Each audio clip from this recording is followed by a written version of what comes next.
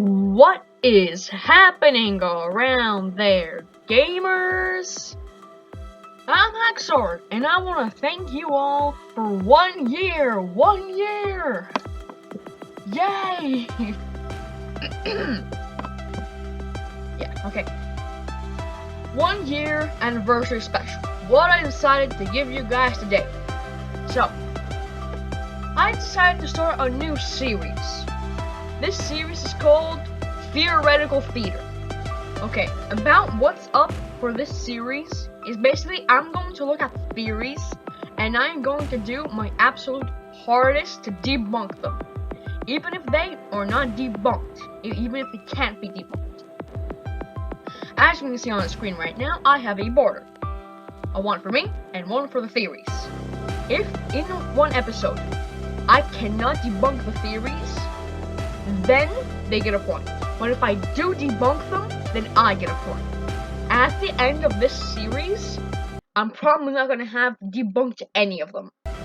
So let's start with this one by Alex Bale. Check him out, link in the description. This is his 4th SpongeBob conspiracy, and he's got like 7. So we're going to watch a lot of conspiracies by him. So, this is the evolution theory. From what I saw from the thumbnail, it says that like nuclear explosions, Pearl, and the Krabby Patty's secret formula are connected in some way. It's all connected. Oh, I'm excited to see how that is. Are the Bikini Bottom citizens the result of nuclear radiation? Maybe. Who is Pearl's mother? Oh, okay, that makes more sense. What is the Krabby Patty's secret formula? That's the biggest question of all. These are by far the 3 biggest questions in the show SpongeBob SquarePants. I mean, I'm not really sure about the nuclear radiation thing, but these 2 definitely are. And today, I'm going to be answering all 3 of them and more with just one theory. Get ready for the darkest SpongeBob conspiracy you'll ever see. This is the evolution theory. Okay. Well, everyone grab your coats, grab your snacks, put on your seatbelts. Let's go in.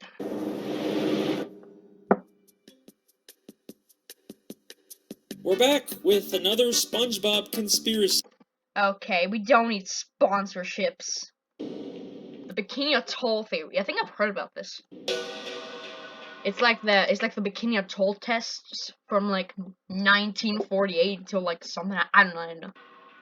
In order to find out whether the Bikini Atoll theory is true, we first have to determine whether fish talking and being so intelligent is unique to Bikini Bottom, or if that's just the way the SpongeBob universe works. It could just be that all animals in this world are able to talk, and that's completely normal because at the end of the day, SpongeBob is still just a cartoon. Well, if we take a look at Season 10, Episode 10, Feral Friends, we get a bit of a hint about how the SpongeBob world works. In this episode, a green moon appears and transforms all the characters into less cartoony, real-life versions of themselves.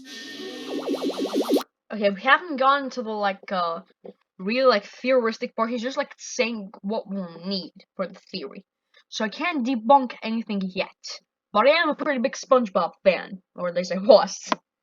So I'm gonna do my best. SpongeBob, hat trick. Hat trick.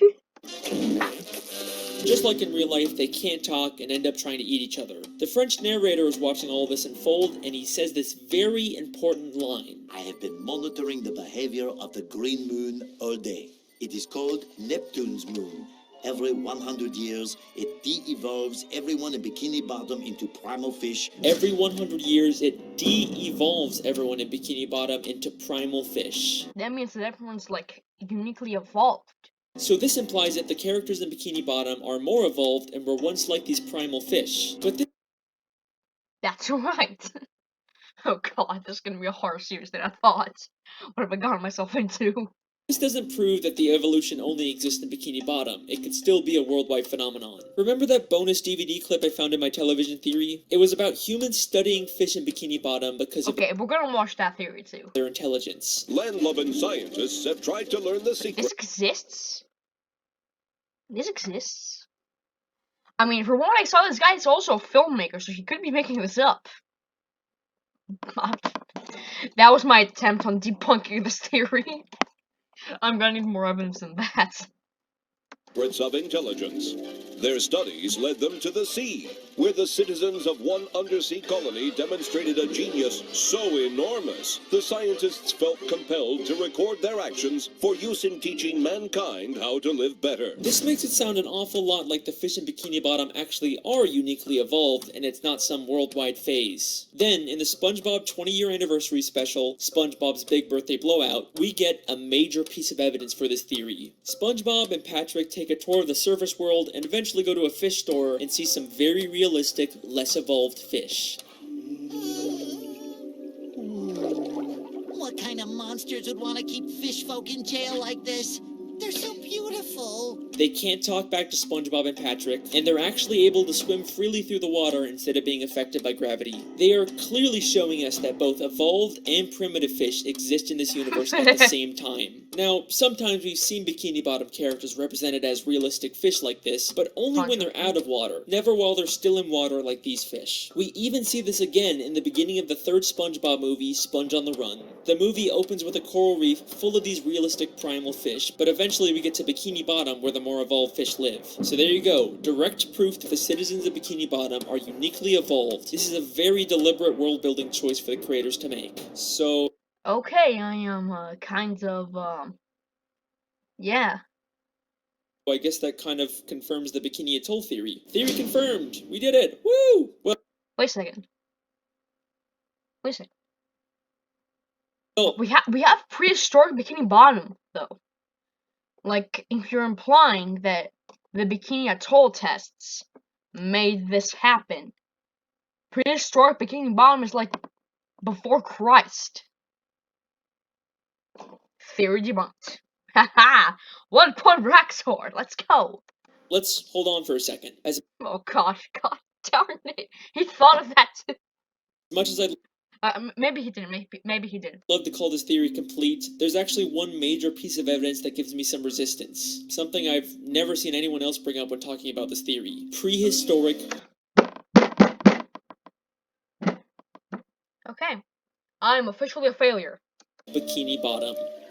We've seen episodes like UGG or SB129 that show Bikini Bottom millions of years in the past, but we still see evolved versions of SpongeBob and Patrick. Sure, they may not be super intelligent or advanced, but they're still clearly way more evolved than the primitive, realistic versions we see in Feral Friends or in the fish store. So, how are we seeing these evolutions millions of years before the Bikini Atoll tests? Well, unfortunately, I think the only conclusion is that the Bikini Atoll theory just isn't true. I mean, clearly something has caused Bikini Bottom... Okay, does that count? Do I win? We're only 6 minutes to the video. I don't know.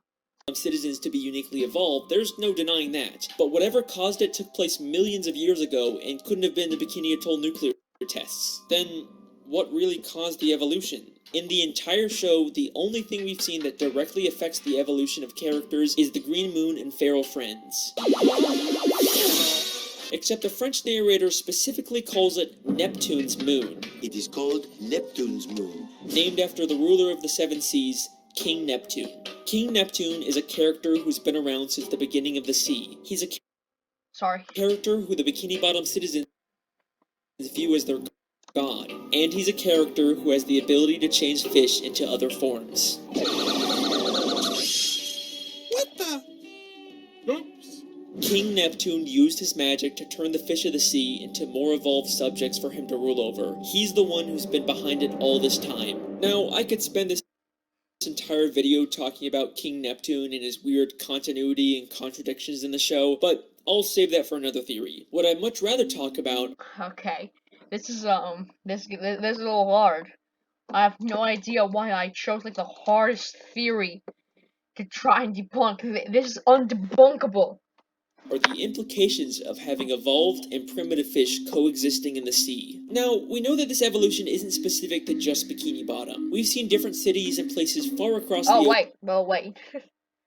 Up here is coming a peer-reviewed. It's the most reviewed. Okay, nice. That still have talking fish. Which makes sense because the marine life in Bikini Bottom has evolved to resemble humans, so it's no surprise that just like humans, they've expanded beyond Bikini Bottom and colonized other areas of the sea. But now, I have an interesting question for you. What is the relationship between evolved fish and primitive unevolved fish? I mean, they're basically the same species, so I don't think they'll, like, fight or anything. Well, they probably just peacefully coexist in the sea without bothering each other. You know, just like real-life humans and animals. Wait a second.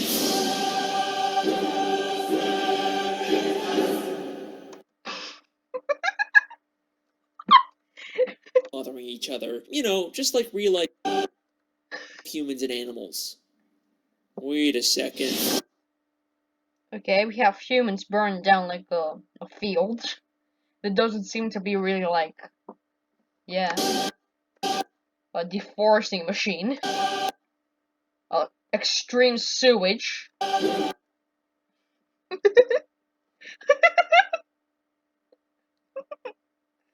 at this cow.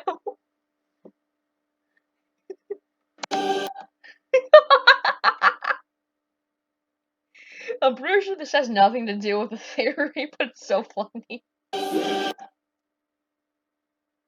Oh my god, the humans are being drowned in a sea of fish. Look, this one is... Second. Sniper rifle. I have no idea how that's gonna help you in the sea, but I don't know. Okay, that's a boat. That boat is about to die. Okay, I guess the boat has already died. Nice. Oh god. In Season 3, Episode 10, the Krusty Krab training video, there is this hilarious, absurd moment when they're talking about Mr. Krabs. After the war, Krabs stayed secluded in a deep depression that seemed endless. Like, what war happened in Bikini Bottom? They just tell us this and then completely drop it. But with this new context, is it possible that Krabs fought in a war against these primitive, wild fish of the sea? I mean, let's remember in Feral Friends, some of those de-evolved fish were massive compared to the evolved fish, and they immediately started attacking each other. The battle for the survival of the fittest rages on in the animal kingdom. So yeah, in order for the Bikini Bottom citizens to survive and expand, they would probably break into some kind of war. And from the sounds of it, this war must have been pretty brutal to put Mr. Krabs into such a deep depression. But I'm getting ahead of myself. Is there actually any evidence that proves the war Mr. Krabs fought in was specifically this evolutionary war? Okay, okay, it's fine. We have like 12 more minutes of video to go. Okay, I'm sure I'll find someone to debunk it soon. Well, through the few flashbacks we get, we know that Mr. Krabs served in the Navy. And yes, they were sailing ships on an ocean, even though they're already underwater. This is Oh, nice! Wait, that exists? actually a real-life phenomenon where certain parts of the sea can have a higher level of salinity, and it looks like an underwater ocean. Nice. Shout out Miss Parks, my high school marine biology teacher. It is replayed. Thank God it's replayed. We also know from maps of Bikini Bottom that the town is Okay, we have Bikini Bottom, Jellyfish Fields. surrounded by this underwater ocean. So that places Mr. Krabs' war outside of Bikini Bottom, where this evolutionary war would have to take place. Then if we take a look at Mr. Krabs' home, we see it as full of memorabilia from his past days in the Navy. But hidden within here...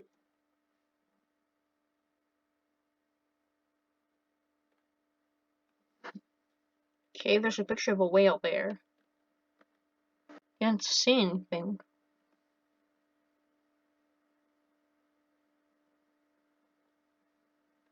Here is something that will absolutely blow your mind and answer one of the biggest questions in the show. Hanging there on his wall is a picture But that's a boat!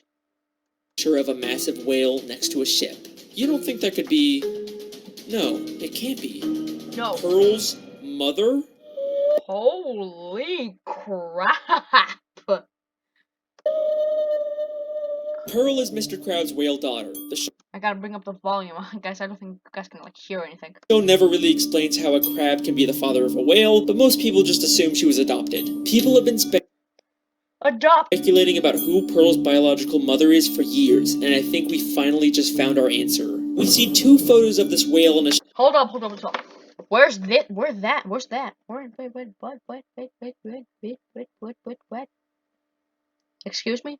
Wait, where's that? water ocean. So that places Mr. Krabs' war outside of Bikini Bottom, where this evolutionary war would have to take place. Then if we take a look at Mr. Krabs' home, we see I don't see it that. is full of memorabilia from his past days in the Navy. But it Okay. We have a full thing here. Okay.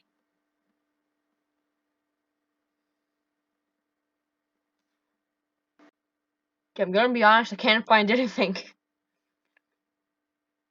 Well, the only thing I see is the whale thing over here. I don't see like that other whale painting. Okay, let's get forward. Oh god. friends and became massive.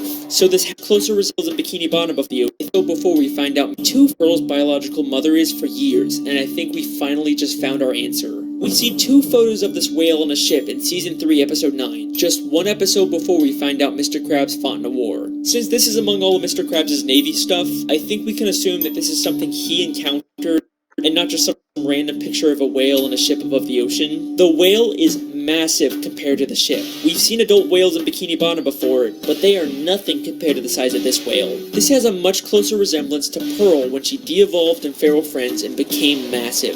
So this has to be an unevolved primitive whale, and the picture clearly shows them fighting. Not only does this prove that there was a war between evolved and primitive fish, but Mr. Krabs definitely fought in it. But this also implies something very dark. Mr. Krabs killed Pearl's mother. Okay. Okay, Hatcher, think, Hatcher, think. Come on, man, you can do it. I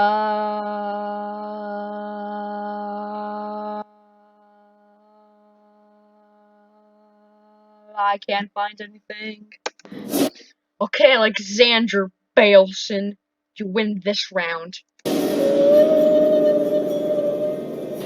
The only I am going to wake up every single person upstairs. I gotta put this down. Direct reference we get in the show to Pearl's mother is one of Mr. Krabs' many sayings, Mother of Pearl. Mother of Pearl! Mother of Pearl! Holy Mother of Pearl! He uses Mother of Pearl! Mother of What in the name of old SpongeBob episode is this? Pearl! Holy Mother of Pearl! He uses it in places something like holy crap or dear God, only saying it when something truly shocking or terrible happens, because he knows the terrible thing that happened to Pearl's mother. Why did Mr. Krabs go into such a deep depression after the war? Because he's haunted by what he's done, and the smoking harpoon to prove it is right there on his wall. No way! But I only have one thing to tell you, Mr. Alexander.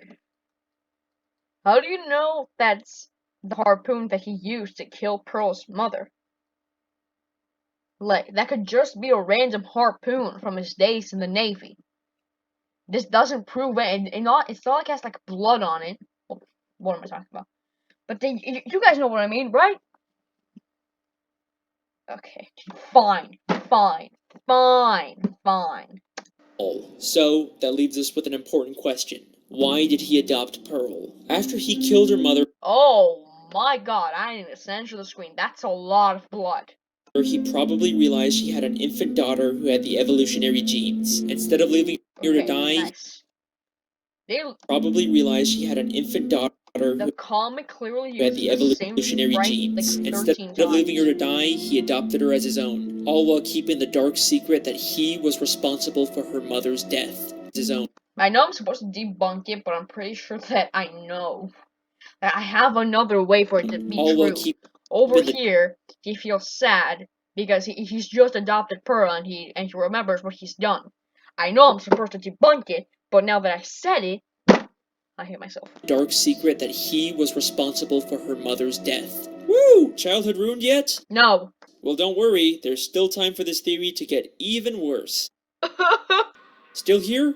Okay, yep. So here's a fun question. What's the deal with all the pets in Bikini Bottom? Well, I don't know. How come most fish are basically humans, but a snail or a worm acts like a pet?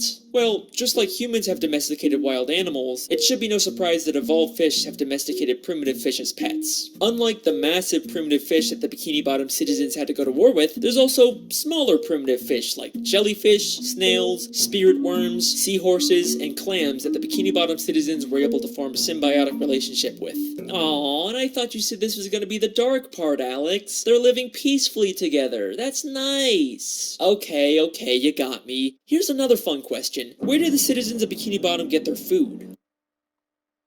No. I mean, sure, some of it is plant-based, but there sure does seem to be an awful lot of meat-based food under the sea. I think you know where I'm going with this. The Bikini Bottom citizens eat primitive fish. Okay, someone's screaming in the background, that's nice. Okay. Okay,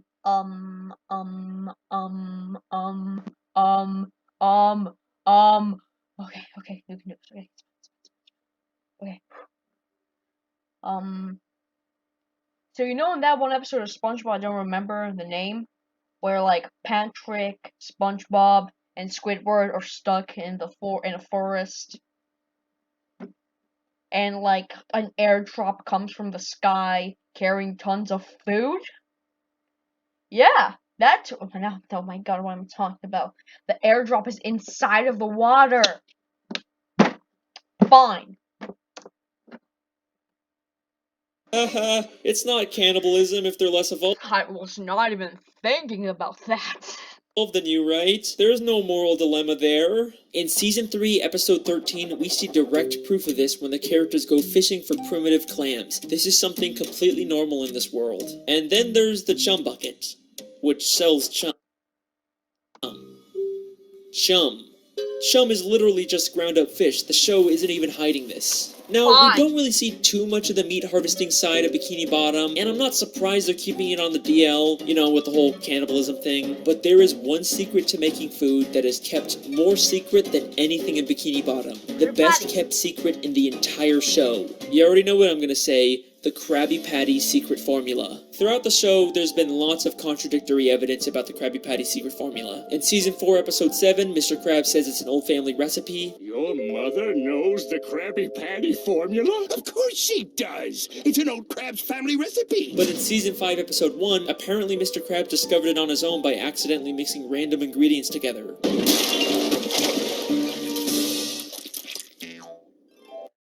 Apparently, the Krabby Patty batter is also, like, created out of glass. Good job there, SpongeBob writers. I've done it! I discovered the perfect patty batter! Sometimes it's a secret formula, sometimes it's a book, sometimes it's a secret sauce, and any glimpse we get at the formula is just random nonsense. It's true. The book, sometimes it's a secret sauce, and any... Okay, everyone, we found out the secret formula. Okay, for Krabby Patties. Okay, we need one tablespoon of Shogvigel, and then we need 4 cups of Zigzag, and then we need some chopped glace, and then we need 2 tablespoons of... Okay, fine. Any glimpse we get at the formula is just random. Okay, everyone, I can read this. Okay, just give me a second to learn moon runes, okay? Also, let me get my phone, okay? Moon rune translator. Frack, it doesn't exist. Come on. Nonsense. There is a ton of contradictory evidence out there, but I think this might all be intentional. In order to throw people off, Mr. Krabs has spread misinformation about the Krabby Patty formula. In fact, he's already done this in Season 3, Episode 18. I know, as we're like, he said, I'm not gonna spoil it. By hiding a fake formula for Plankton to find that says he's the secret ingredient. Yep. Mixed together with the most important ingredient of all. 4 heaping pounds of freshly grounded plankton? In the Hey, SpongeBob, Steven Hilberg, wanna hire me? Eh? Contradictions aren't just inside the show. Even one of the SpongeBob Okay. crew members Yes, the formula shall always remain a secret, but I can tell you that there is no meat whatsoever in the Krabby Patty. Said that Krabby Patties are vegetarian and contain no meat. But I've always been a little suspicious about what the creators say. They've also said that they're not allowed to show fish as food, except they clearly do with chum, clam fishing, and all the many gags where fish turn into food. It's almost like they're not allowed by Nickelodeon to publicly acknowledge this because that could create a controversy, but they could still sneak this dark secret into the show. So, what is the true secret ingredient? Where does the meat really come from? It's strange, we never really see Mr. Krabs get the meat delivered. Oh god, this is gonna be the part where things get extremely dark. Or at least go out himself to get it. It's almost like he has all the meat he needs stockpiled somewhere. What primitive meat can Mr. Krabs have access to? Maybe he's been holding on to something from the war. What could Mr. Krabs have killed during the war that he doesn't want anyone to find out about? Something big enough to supply him with meat for years without needing more. What could that be? What could that be? I'm thinking, from the theory, I don't think of something. You really gonna make me say it? Mr. Krabs is using Pearl's dead mother's carcass to make Krabby Patties! Well, thank you. I did not even think of that. First of all, I'm stupid. I haven't debunked even half of this theory. And, wow. This is a very dark theory. We did it! Yeah, we solved the mystery! We did it! I'm so glad! Season 1, Episode 15, Sleepy Time. Mr. Krabs has a dream that he's on a boat fishing for a massive dollar. This is his memory of killing Pearl's mother, except now all he sees her as is money. And take a guess what name he calls the dollar. What you doing, Mr. Krabs? I'm picking Neptune's bucket. What are you talking about? I'm talking about cold hard flipping cash. It's the mighty Moby Dollar. Moby Dollar. A direct Okay, I need to censor that. reference to Moby, a story about hunting a whale. Are you kidding me?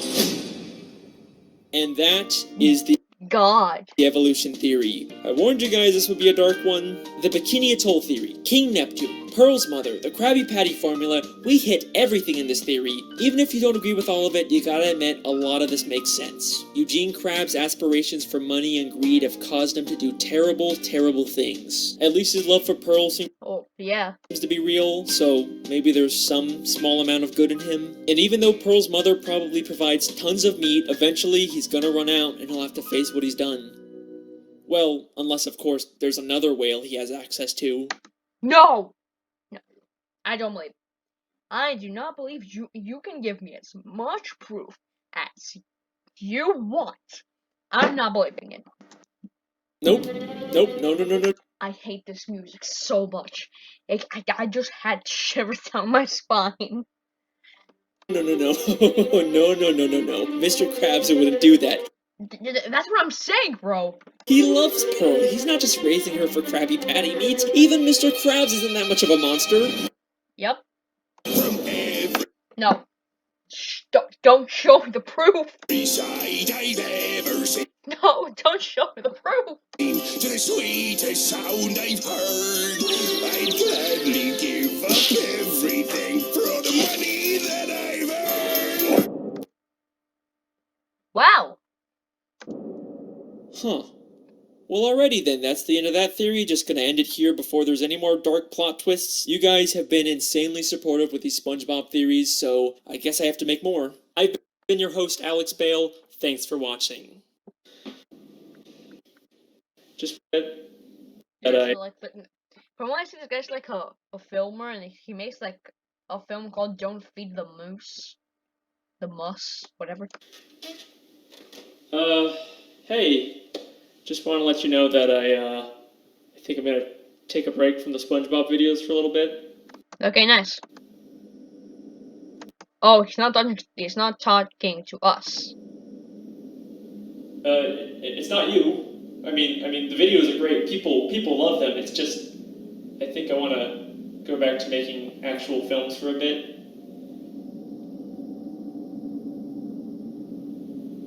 Okay then. Thanks for everything. I guess I'll just see you around.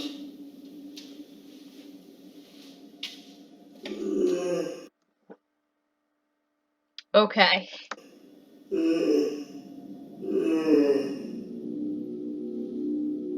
When I found you, What? you were unnoticed and unloved. Unnoticed and unloved? But now you have millions of views. You have sponsors. Wait a second. Now you have millions of views. Oh, okay. You have sponsors. Why would you forsake them? I just, I don't want to really make these videos forever. I don't want to be known as the SpongeBob guy. Oh, God. My boy, you really think they will care about your little films? I am your muse. Oh, Muse. Oh. I have given you the gift of knowledge. If you wish to go back to anonymity, then be my guest. But I know who you really are.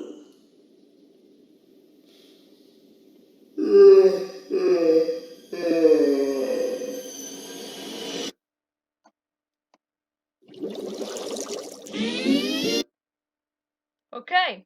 Nice. Well, I guess I completely and utterly failed this challenge. It's fine. It's fine. I have plenty more videos to make about this.